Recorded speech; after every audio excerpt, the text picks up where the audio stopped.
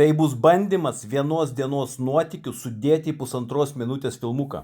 Žodžiu, vieną dieną susipykę su Katiniene į Klaipėdą pajudėjau vienas ir pasirinkau kelią palei Nemuną. Ir tik pystės Jurbarku ir sugedo automobilis. O jau valgydamas vienoje Jurbarko užkandinėje gan skanę vištieną iš meistrų sužinojau, kad šiandieną jie automobilio nepataisys. Tad ieškodamas kur permiegoti skurdžioje Jurbarko pasiūloje atrandu Editos apartamentus.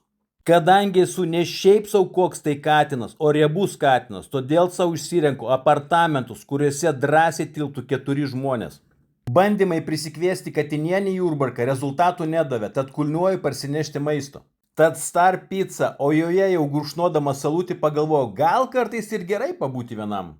Tikrai nebepamenu, kada paskutinį kartą buvau išsidrėbęs vonioje, vis dušas ir dušas. Moterims vonioje reikia šampano, braškių, o mes vyrai paprastesni, mums užtenka alaus ir žirnių su spirgučiais.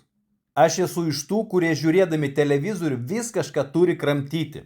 Gaila tik, kad Star Pizzos kepti sparneliai buvo sausoki, bet už tai visam vakarui nuotaiką pakėlė storapadė 4 sūrių pica.